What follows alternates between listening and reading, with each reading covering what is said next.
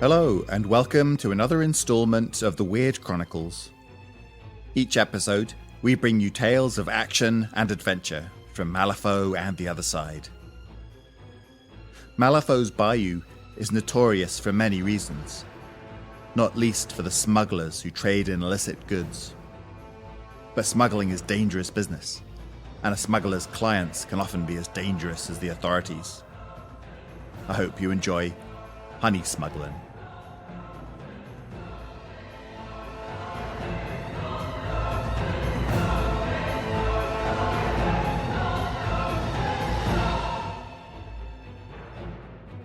Honey Smugglin' by Aaron Yoder. A pair of long paddles were lashed together and set across muscular shoulders, steadied with calloused hands. The paddles were piled high with furs, pelts, bags, bowls, and smoked meats, and the woman beneath the burden stood before a rickety door. Gregory's outfitting was painted above it in fresh black paint. She put her boot to the door, swinging it open. Beyond was a dimly lit storefront with dust motes dancing in the air. The many sounds of the market dissipated behind her as the door fell shut with a thud. The sound startled the clerk from his inventory. His clipboard clattered to the floor beside him. After composing himself, he looked down at the woman. His eyes staring over the top of small glasses conveyed both recognition and annoyance. She strained her arms, lifted the enormous bundle above her head, and dropped it to the floor. She was finally visible. She had stringy, unwashed hair, a face covered in scars and filth, and threadbare clothing with holes throughout. She stretched her arms and rolled her shoulders with a facial expression that conveyed nothing but boredom. The clerk sighed. "Isabel," he grumbled, bending to retrieve his pencil and clipboard. "Gregory," she replied, already perusing Gregory's wares. They overflowed from barrels and hung from rafters, mostly foodstuffs and trinkets, though bits and baubles littered the shelves as well. Charms and amulets promising various protections were stuffed into corners. It was difficult to see much in the low lighting, so Isabel grabbed one of the candles scattered about and held it so close to her face that she could smell the wax melt. Gregory, while Isabel browsed, approached the heavy lump of miscellany. "All of it?" he asked. Isabel made a familiar groan of approval as she reached out to a necklace made of crocodile teeth and bits of iron. "Very well. 4 gator skins in good condition, a deer pelt wrapped around dried venison, all in good condition, a beautiful otter skin. How many pig leathers? 7. This one's cut in half, but we can't make use of it. Dried pork, of course. A silurid hide, fresh, very nice. 2 marsh cats, 3 beavers, and 2 wolves. Wild dogs? Dogs, looks like. Hardly worth anything, really. A variety of dried herbs and," he said, peeking into 3 small pots. "Ah, rendered fat. Excellent." Isabel said nothing, so Gregory went to the counter and wrote a receipt and handed it to Isabel. "Acceptable?" he asked, gazing over his glasses to read her face. Isabel didn't react. Instead, she made eye contact with the man, then spit. "More for the silurid. The otter, too." "The otter is a fine piece, surely, but my offer is reasonable," he said, then looked at her ragged clothing and added, "For you." Isabel laughed as she crumpled the receipt. "You think you're the only one that wants that lurid hide round here? I come here for that smiling face of yours, not to be ripped off by it. Now give me a decent price or I'll find someone else who will." Gregory scowled and wrote a new receipt. Isabel nodded at the price. He added a sarcastic smile as a bonus to the script and muttered, "Always a pleasure," as she walked out the door. Sunlight hit Isabel's face and the stench of the city hit her nostrils. She frowned. Despite this square's crowds and bevy of huts, the foul smells of massed humanity mingling with the river and the relative mundanity of the goods available, Isabel chose it because the guild depository was close, and because it was a short walk from the river and partly because it was packed with enough untracked guild goods to make the trip from the bayou worthwhile, if you knew where to look. The crowds were her only complaint, but they parted for her, either because of her musk or the paddles that she swung whenever an unobservant body wandered by. Isabel looked for signs of munitions dealers, though merchants mostly huddled around permanent tents or wooden stands, their wares often without homogeneity that having a sign to describe what they sold wasn't worth the effort. Finding weapons was a matter of seeing them on display. As she walked, nothing immediately caught her eye, just mundane things. An old rifle, an older musket, a peacekeeper with what looked like a rusty action, piles of ammunition, casks of black powder. Everywhere was the guild seal.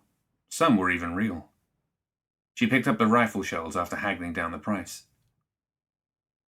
She almost walked past a small shack with 3 kings painted in black across the top, but shiny baubles sold well in the bayou.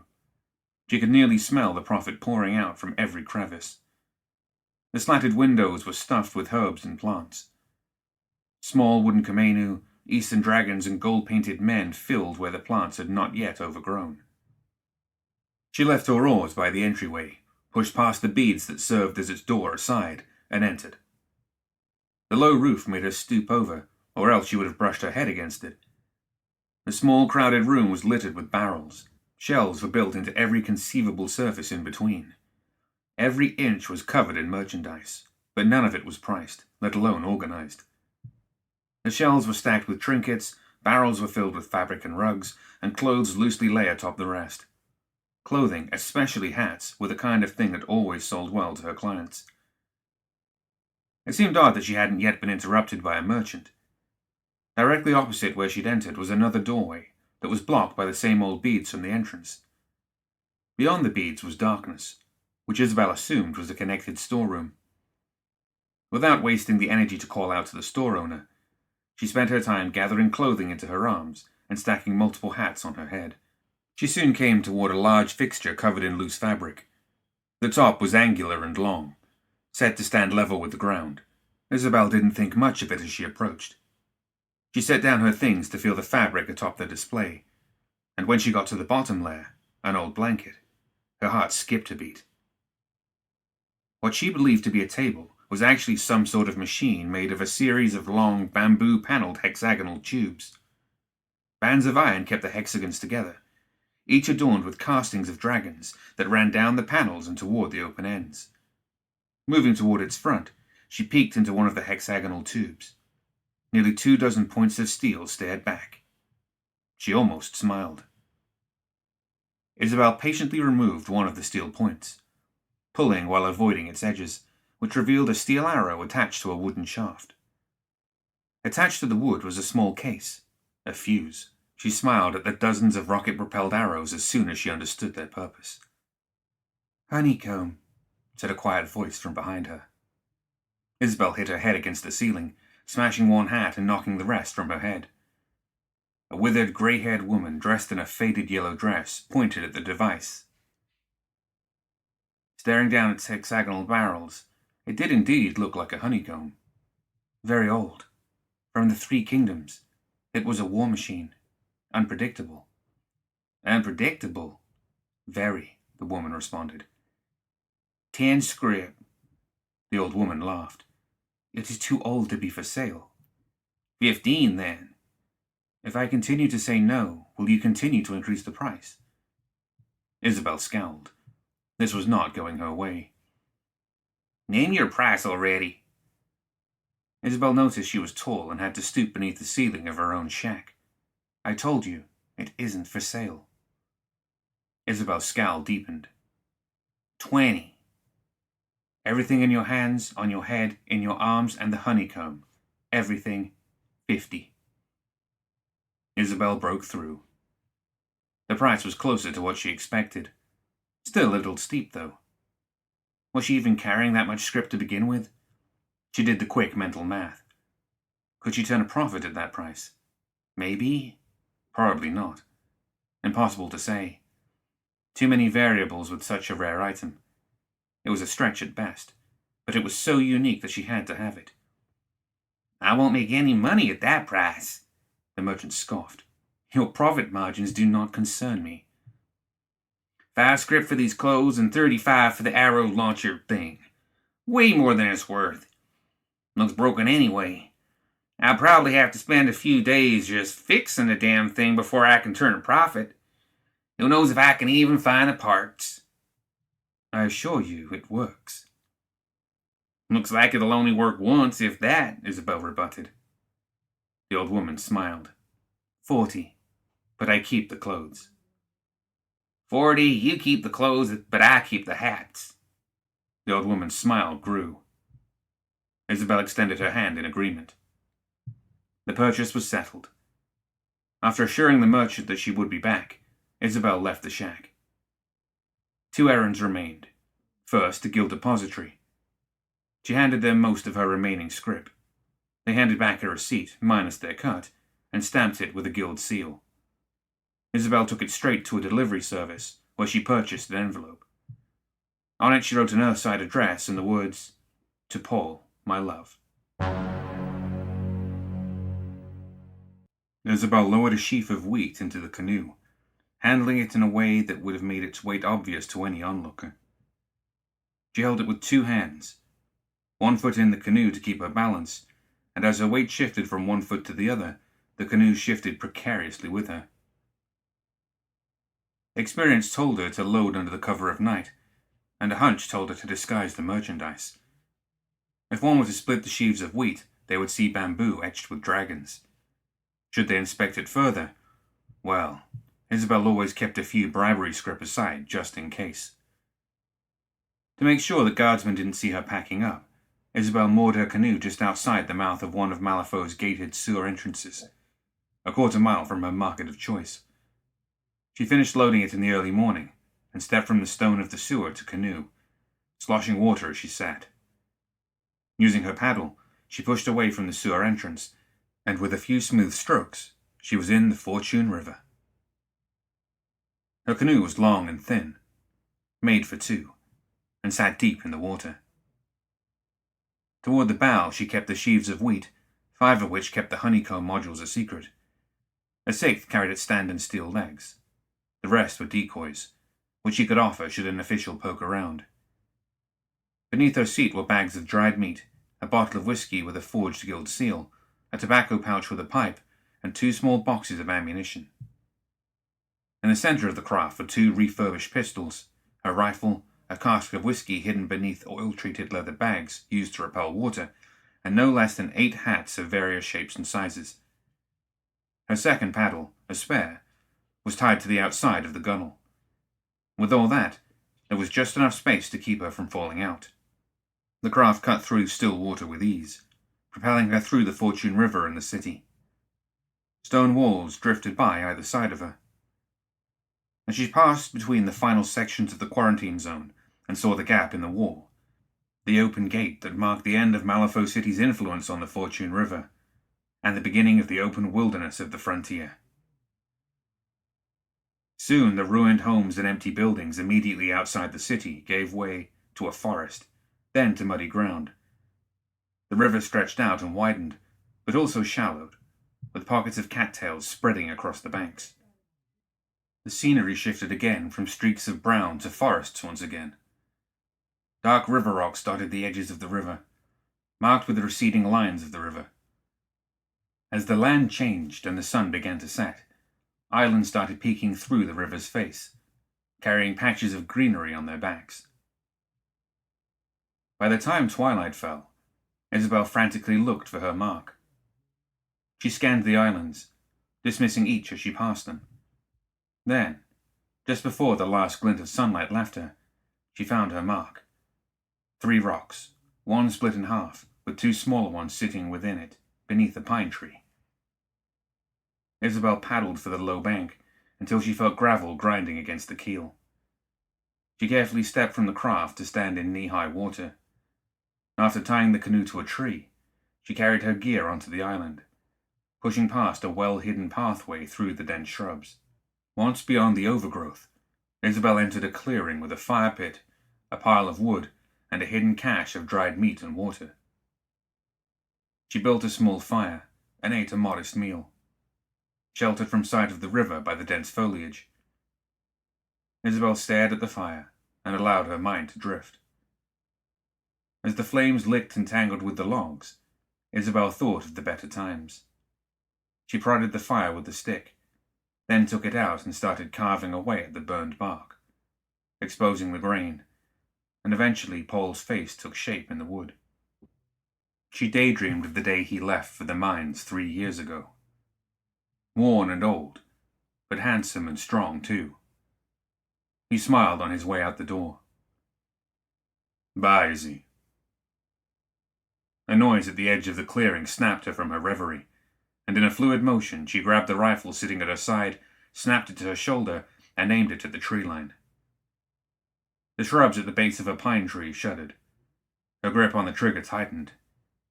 She remained in that position until a muskrat emerged from the foliage, sniffing and oblivious.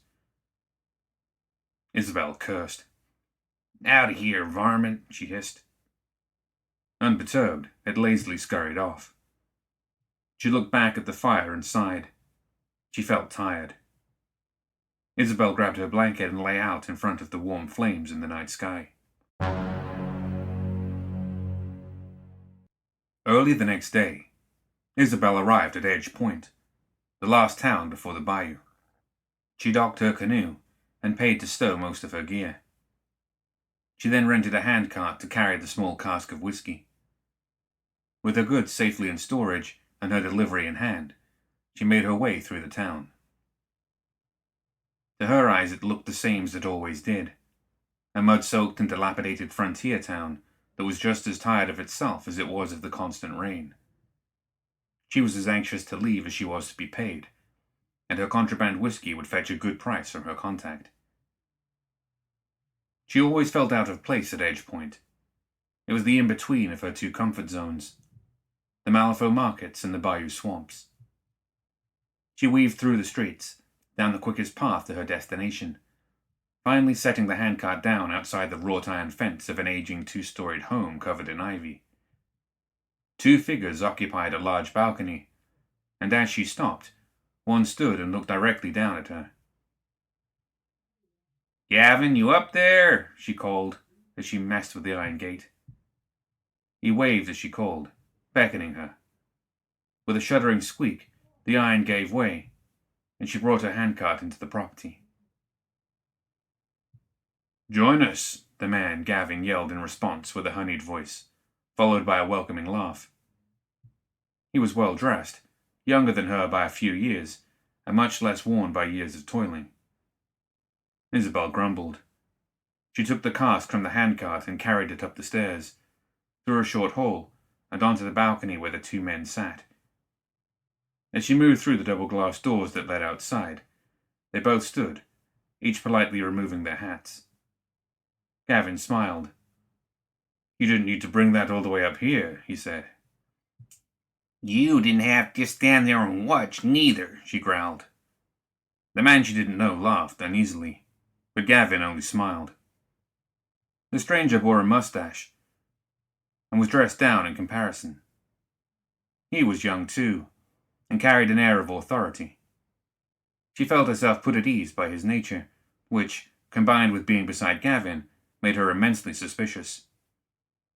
"Thank you for the delivery," Gavin responded, with a disingenuous smile on his face. "How was the trip?"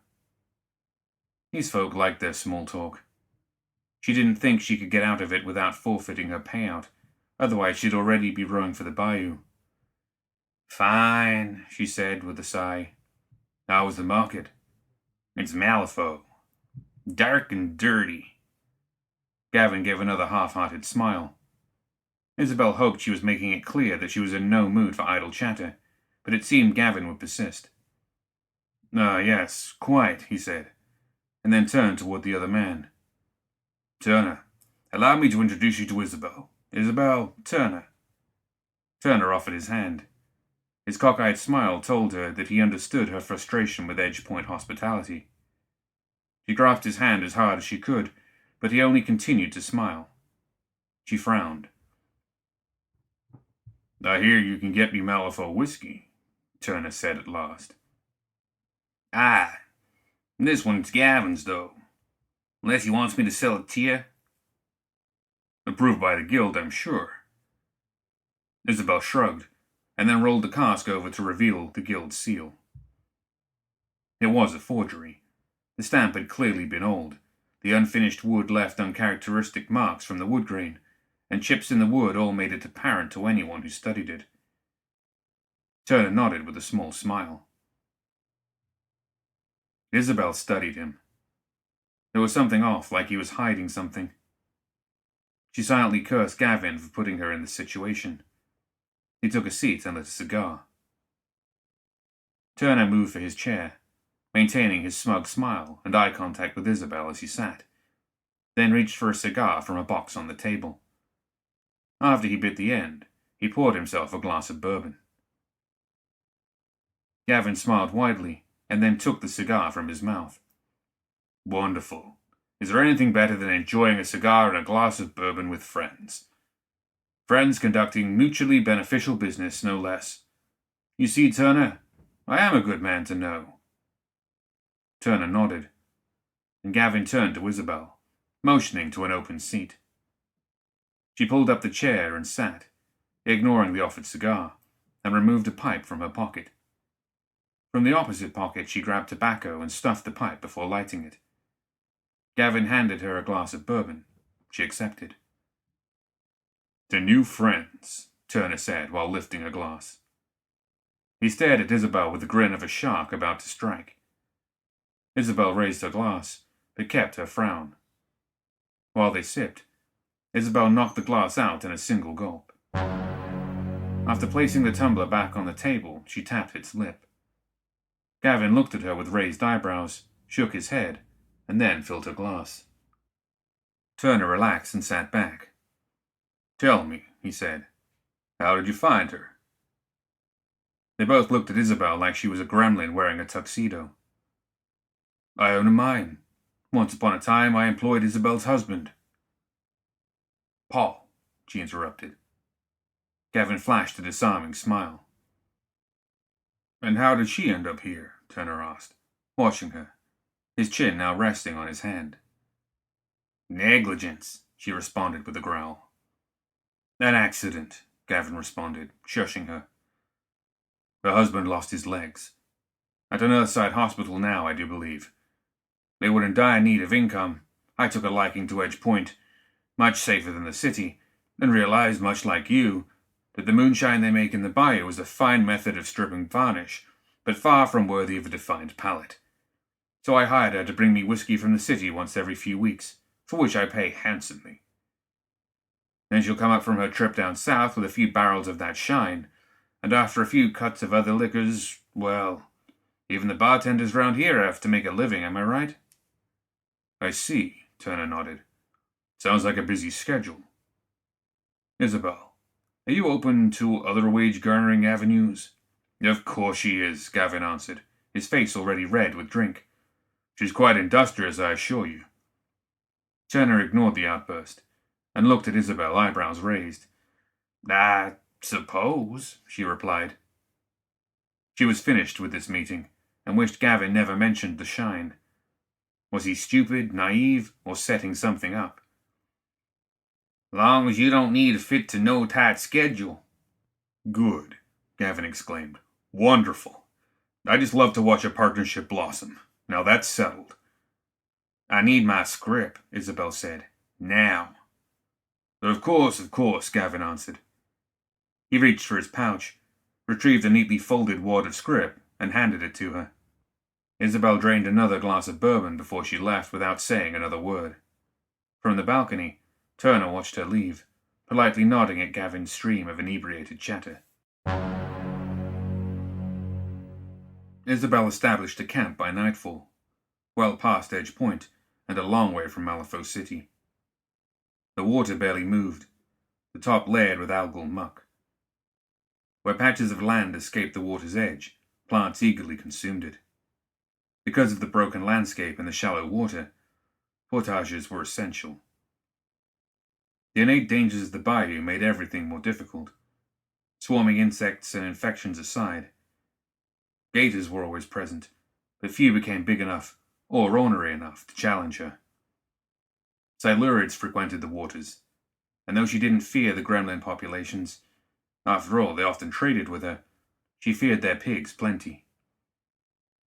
There was something different this time. Something was not quite right about the trip.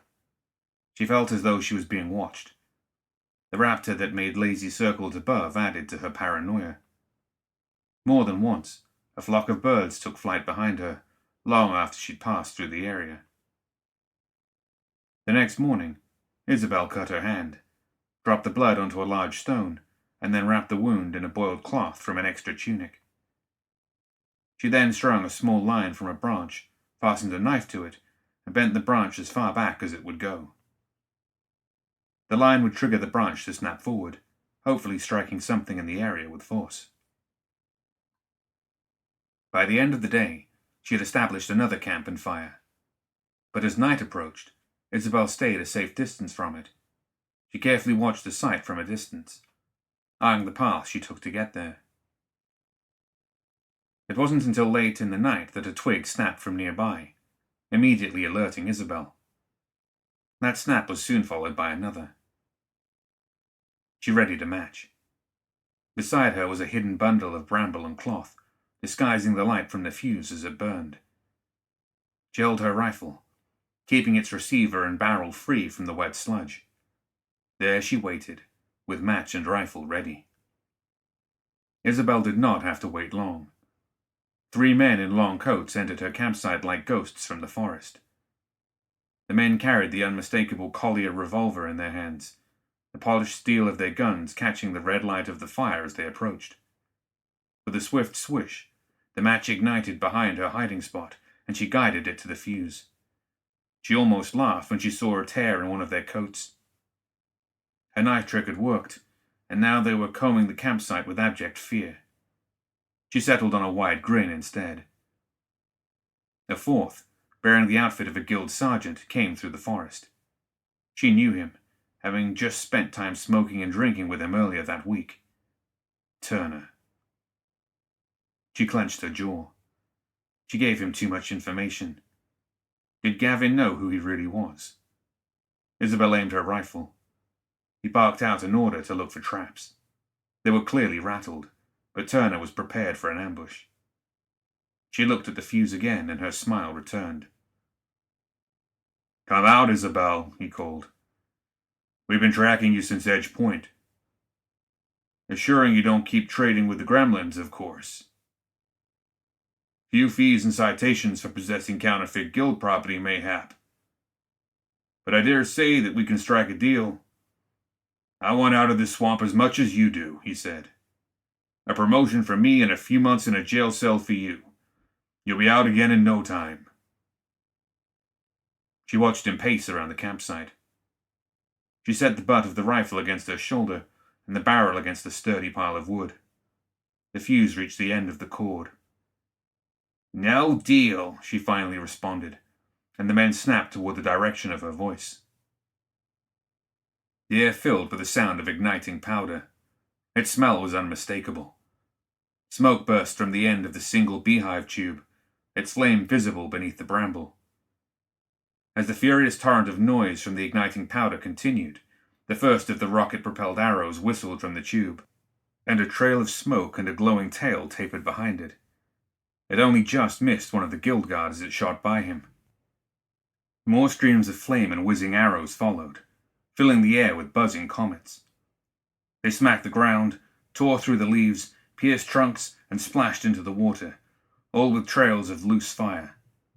The guard closest to the device was hit moments in. An arrow grazed his arm and cut through his leather jacket, causing him to instinctively grab the wound. The second arrow hit him in the upper thigh as he turned for cover.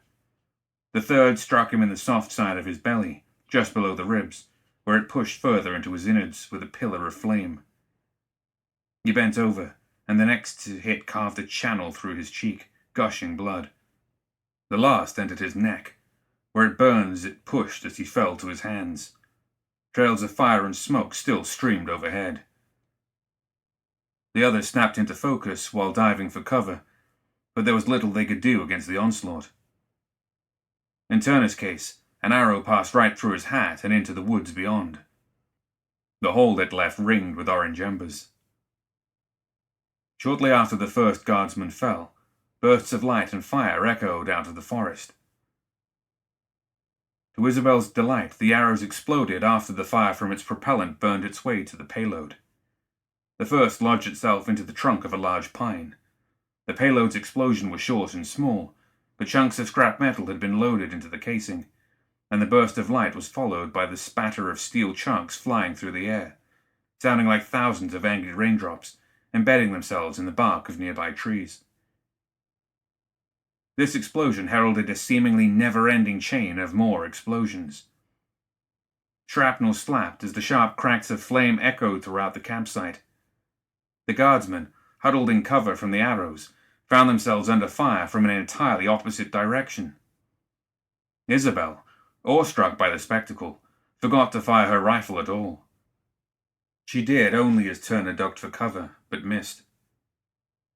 At the same time, the wounded guardsman, previously struck in the neck, burst into bits of gore.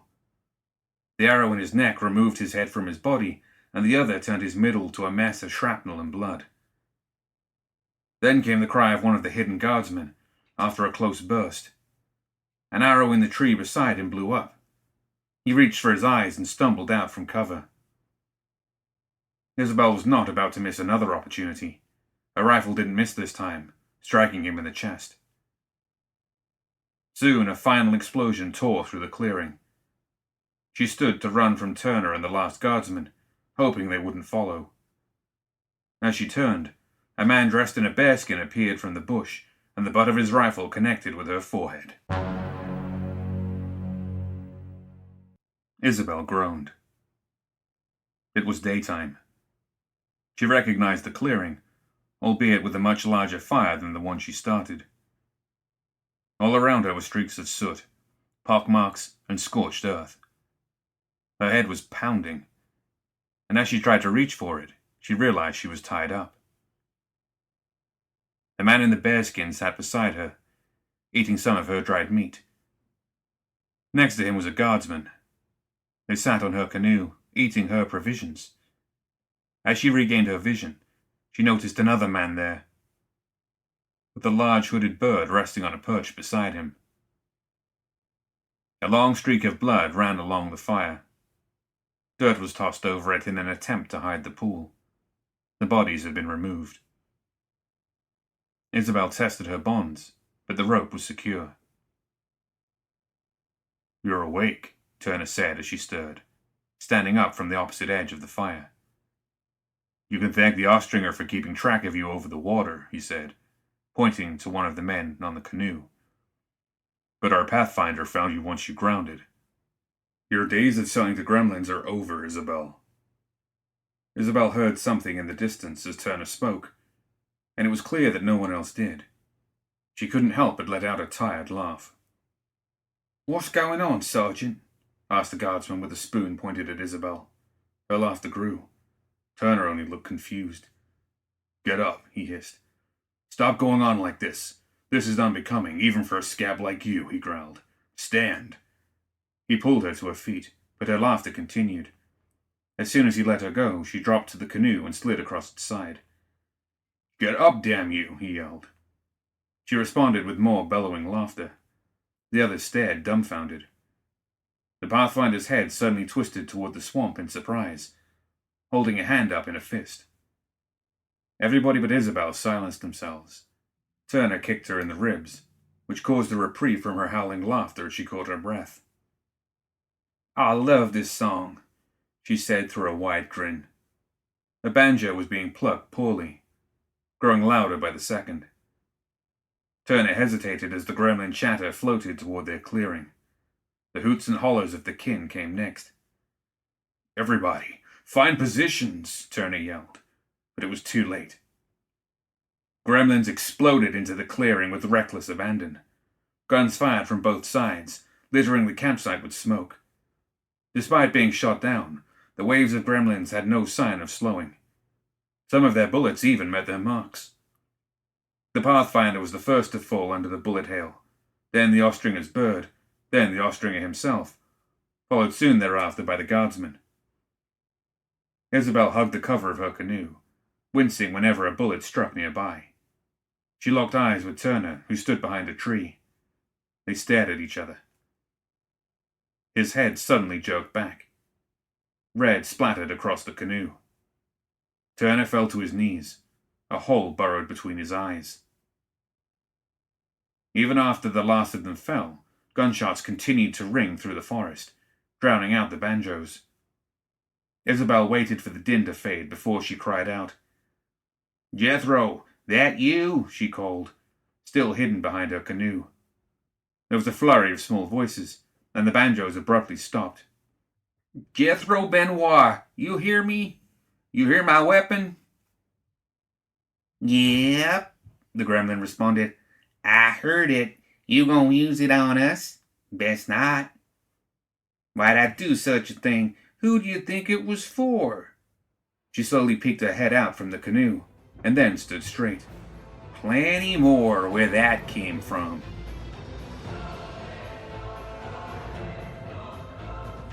That's it for another installment of the Weird Chronicles. Join us next time for more tales of action and adventure.